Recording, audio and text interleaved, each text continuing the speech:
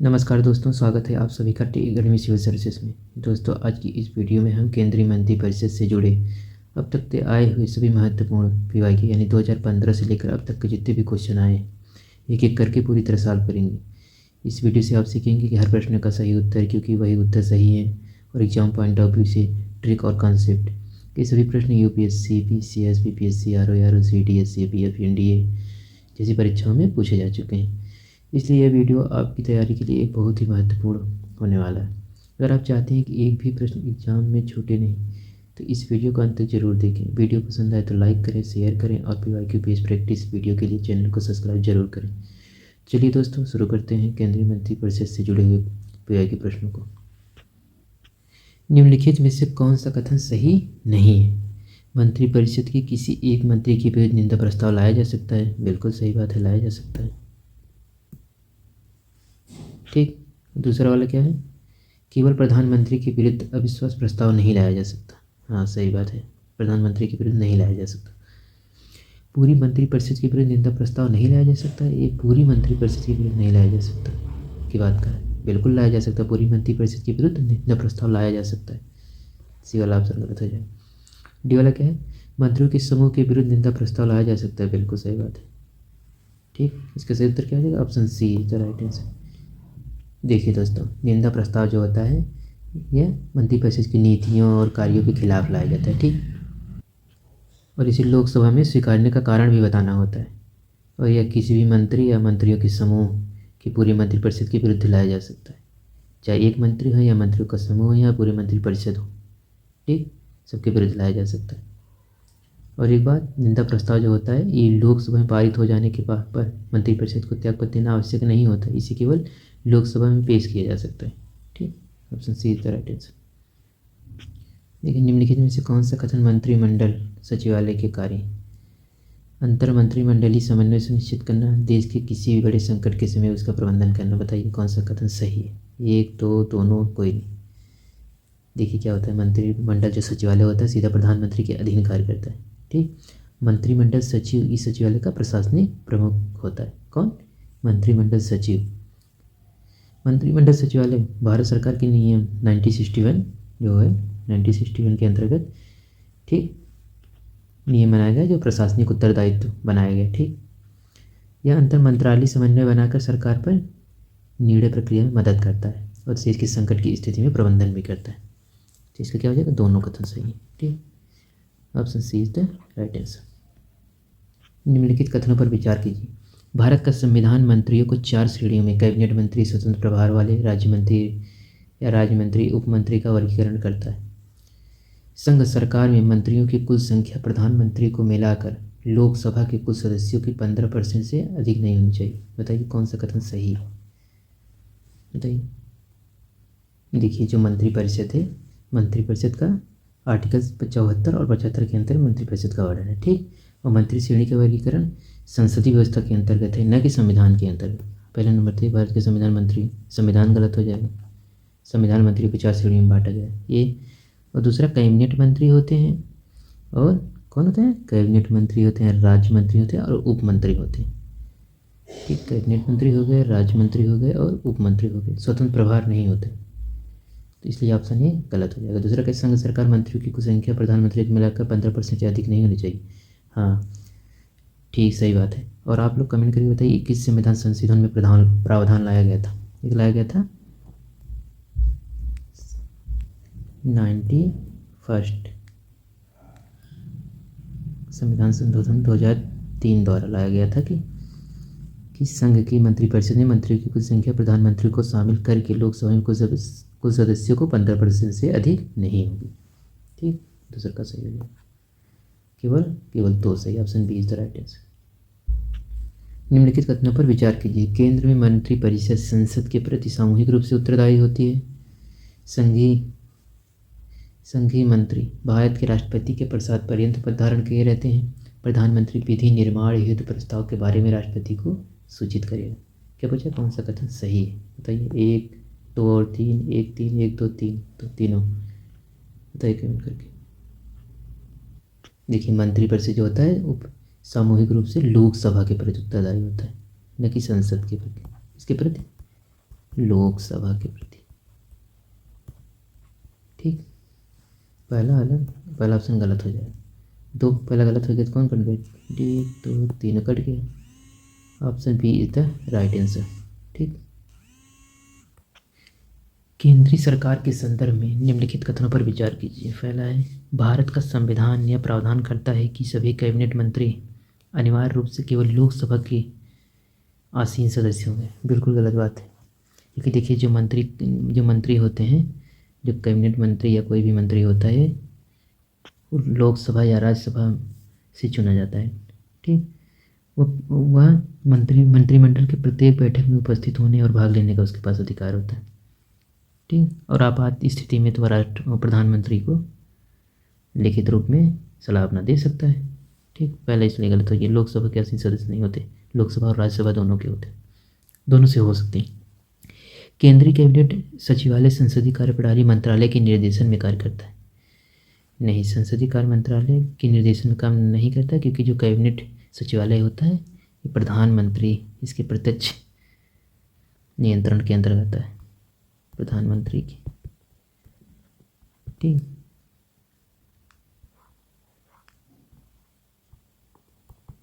प्रधानमंत्री के अंतर्गत। दूसरा गलत हो जाएगा, इसका सही आंसर क्या हो जाएगा? ये ना तो एक ना तो दो, option D is the right answer. संघ सरकार के संदर्भ में निम्नलिखित कथनों पर विचार कीजिए। भारत सरकार के मंत्रालय विभागों का गठन कैबिनेट सचिव की सलाह पर प्रधानमंत्री द्वारा किया जाता है। बताइए, ऐसे ही राष्ट्रपति प्रधानमंत्री की सलाह पर करता है। ठीक, पहला गलत हो जाएगा। प्रत्येक मंत्रालय को प्रधानमंत्री की सलाह पर भारत के राष्ट्रपति द्वारा किसी मंत्री को आवंटित किया जाता है। बिल्कुल सही बात है, क्या हो जाएगा? Option B is the right answer. केवल दो कथन सही है।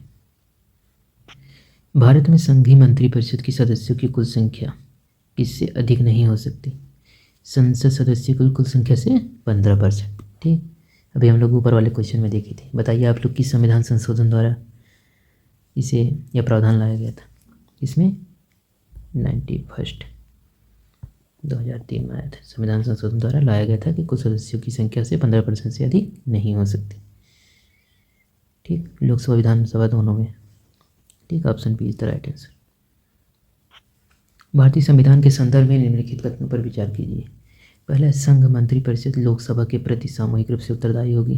बिल्कुल सही बात है। संघ का मंत्री प्रधानमंत्री के प्रसाद पर्यंत अपना पद पर बना रहेगा। प्रधानमंत्री के प्रसाद पर्यंत नहीं, राष्ट्रपति के प्रसाद पर्यंत। ठीक,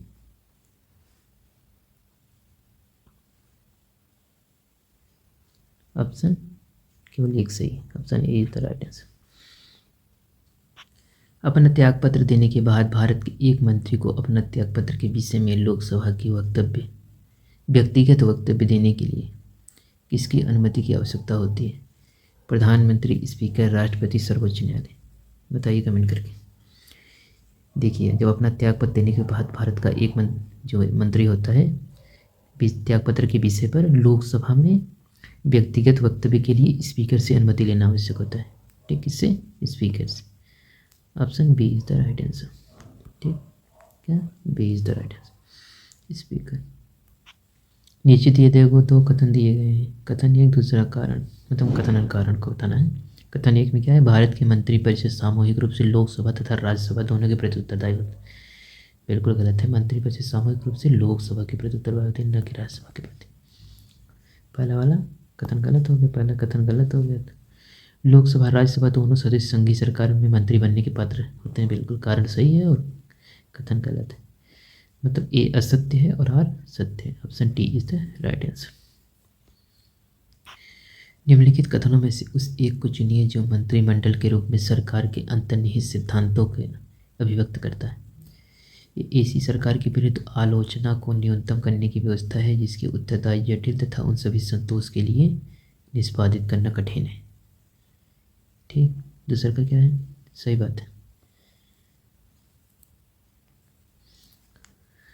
दूसरा का है, इसी सरकार के कार्यों में तेजी लाने के लिए एक क्रियाविधि जिससे उत्तरदायित्व दिन प्रतिदिन बढ़ते जा रहे हैं। इसे क्या है? सरकार की जनता के प्रति सामूहिक रूप से उत्तरदायित्व को सुनिश्चित करने के लिए संसदीय लोकतंत्र में एक क्रियाविधि क्या है? सरकार की जनता के प्रति सामूहिक उत्तरदायित्व। बिल्कुल सही बात है, संसद की लोकतंत्र की एक क्रियाविधि। क्या पूछा है? निम्नलिखित कथन से उस कथन को जोड़िए, मंत्रिमंडल स्वरूप सरकार के अंतर्निहित सिद्धांत है। ऑप्शन सी इस सिद्धांत के प्रतिपादित करता है। Option C is right. देखिए, शासनाध्यक्ष हाथों में मजबूत करने के लिए एक साधन जिसकी जनता पर नियंत्रण हसोन्मुख स्थिति में है। बिल्कुल गलत बात है, ये सब गलत है। Option C is the right. देखिए, क्या सरकार का जनता के प्रति सामूहिक उत्तरदायित्व को सुनिश्चित करने के लिए संसदीय लोकतंत्र क्रियाविधि एक मंत्रिमंडलीय स्वरूप यही है।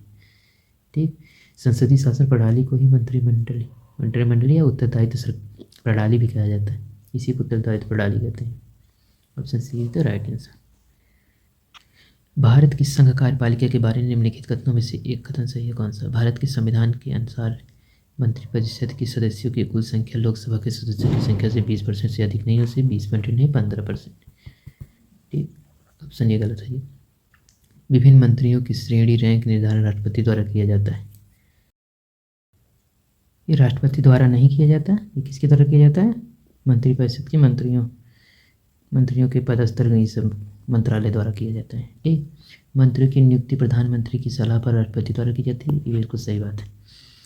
केवल संसद के किसी सदन का सदस्य मंत्री के रूप में नियुक्त किया जा सकता है, ऐसी कोई बात नहीं। Option C is the right answer. ठीक, सीमा प्रबंधन विभाग निम्नलिखित केंद्रीय मंत्रालयों के किस एक का विभाग है? रक्षा, गृह मंत्रालय, पथ परिवहन सड़क राजमार्ग मंत्रालय, पर्यावरण वन मंत्रालय। कमेंट करके बताइए। सीमा प्रबंधन विभाग किसके अंतर्गत है? गृह मंत्रालय के अंतर्गत है। ठीक, option B is the right answer. संघ सरकार के संदर्भ में निम्नलिखित कथनों पर विचार कीजिए। एन गोपाल स्वामी अयंगर समिति की सुझाव दिया कि किसी मंत्री और किसी सचिव के प्रशासनिक सुधार करने और उसे बढ़ावा देने के लिए पूर्णतः नामित किया जाना चाहिए। दूसरा क्या है? प्रशासनिक सुधार आयोग 1966 में संशोधित की गई की आधार पर वर्ष 1970 में कार्मिक विभाग का गठन किया गया और इसे प्रधानमंत्री के प्रभार के अधीन रखा गया। कौन सा कथन सही है? एक, दो, दोनों, कोई नहीं? बताइए कमेंट करके। देखिए, जो एन गोपाल स्वामी अयंगर थे 1949 में प्रस्तुत किया अब एक रिपोर्ट बनाए। प्रस्तुत किए कि क्या कौन सी रिपोर्ट थी? रिकॉग्नाइज गवर्नमेंट मशीनरी के नाम से। ठीक, ये प्रशासनिक सुधार के लिए मंत्री और सचिवालय की समितियों को नामित करने की संस्तुति दी। किसी भी, अब इसमें कहा कि किसी भी मंत्री या सचिव द्वारा प्रशासनिक सुधार करने की संस्तुति पेश की।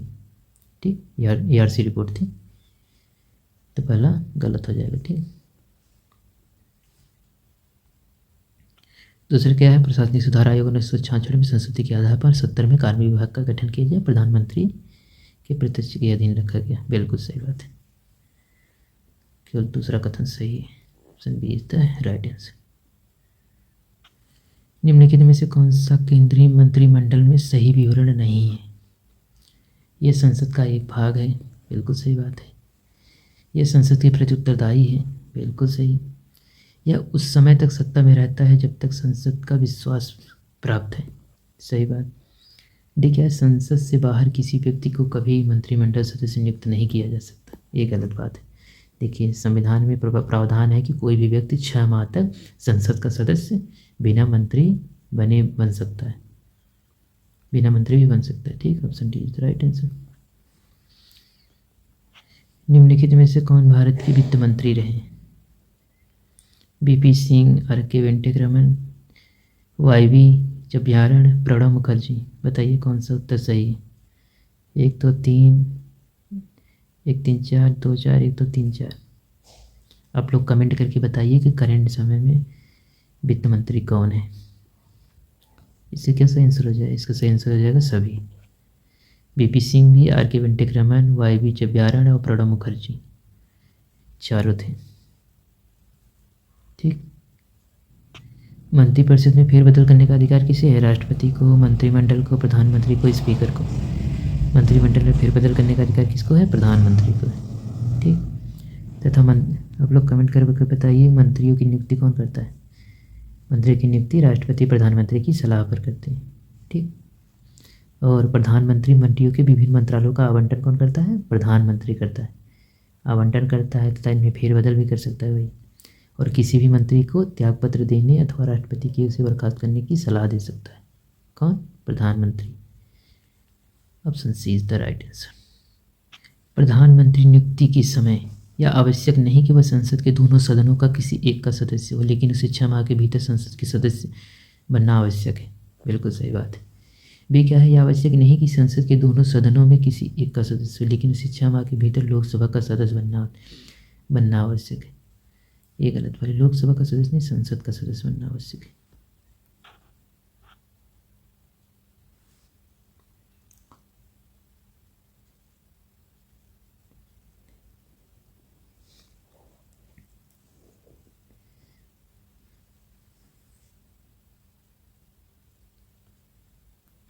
वो चाहे राज्यसभा का हो चाहे लोकसभा का हो, ठीक, जरूरी नहीं।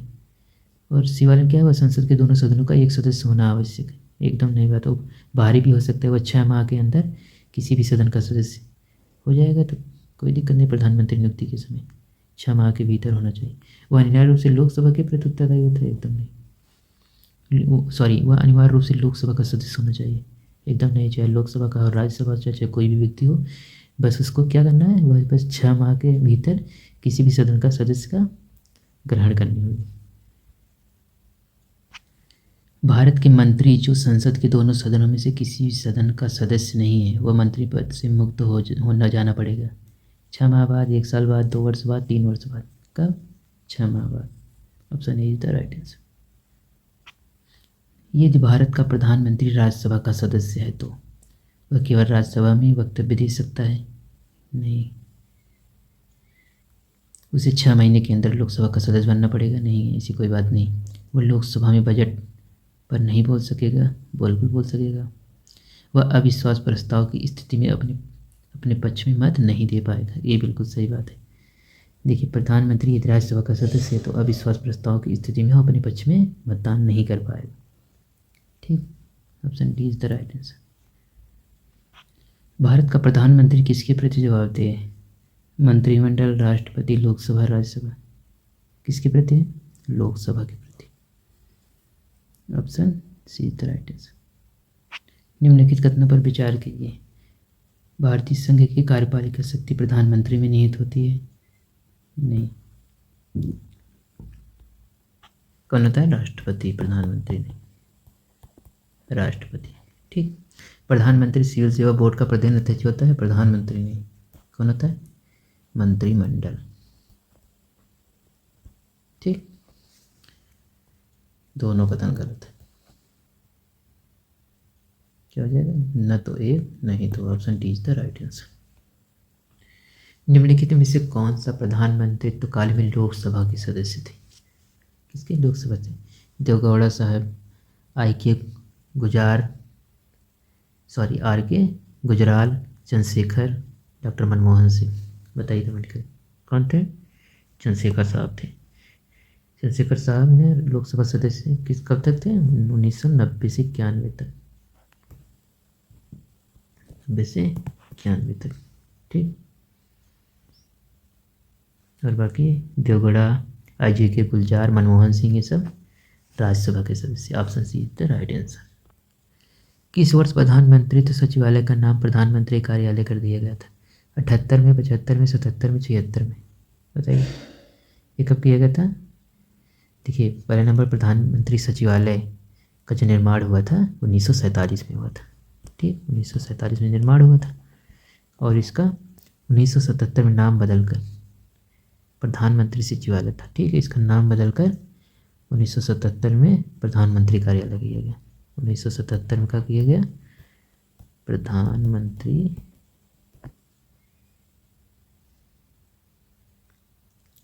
कार्यालय कर दिया गया, ठीक। प्रधानमंत्री प्रधान सचिव होता है, अपने कार्यालय का प्रमुख होता है। Option C is the right answer. कब? 77 में। प्रधानमंत्री कार्यालय के संबंध में निम्नलिखित कथनों पर विचार कीजिए, कौन सा कथन सत्य है? यह 1977 में अस्तित्व में आया, बिल्कुल सही बात है। इसका प्रधान कैबिनेट सचिव होता है? नहीं, इसका प्रधान प्रधानमंत्री खुद होता है। कथन एक सही है, दूसरा गलत है। Option C is the right answer. निम्नलिखित में से भारत के कौन सा प्रधानमंत्री अविश्वास मत से पराजित हुए? मोरारजी देसाई, विश्वनाथ प्रताप सिंह, HG देवगौड़ा, अटल बिहारी वाजपेयी। बताने कौन सा सही है। 1 2 3 4, 1 2 3, 2 3 4, 1 और 4। देखिए अविश्वास प्रस्ताव क्या है, एक संसदीय प्रस्ताव है जिसके विपक्ष द्वारा संसद की सरकार के विरोध में रखा जाता है। इसमें विश्वनाथ प्रताप सिंह और देवगौड़ा साहब, अटल बिहारी वाजपेयी ऐसे प्रधानमंत्री थे जो अविश्वास प्रस्ताव में पराजित हुए थे। ठीक, और इसमें मोरारजी देसाई के पहले इस्तीफा दे दिए थे। पराजित हुए थे Vishwanath Pratap, Deve Gowda, Atal Bihari Vajpayee. 2 3 4, option C is the right answer. ठीक, निम्नलिखित कथनों पर विचार कीजिए। जवाहरलाल नेहरू की मृत्यु के समय भारत के प्रधानमंत्री की चौथी पदावधि में थे। ठीक, बिल्कुल सही बात है। जब जवाहरलाल नेहरू की मृत्यु हुई थी 1947 में पहली बार प्रधानमंत्री बने थे, फिर 52 में चुनाव के बाद दूसरी बार, फिर 57 में तीसरी बार, फिर 62 में चौथी बार। ठीक, और 64 में उनकी मृत्यु हो गई थी, तो पहला सही हो जाएगा। ठीक, दूसरा, जवाहरलाल नेहरू संसद सदस्य के रूप में रायबरेली का प्रतिनिधित्व किया था। नहीं, उन्होंने प्रयागराज के फूलपुर में संसदीय क्षेत्र का प्रतिनिधित्व किया था। रायबरेली नहीं, प्रयागराज है। ठीक,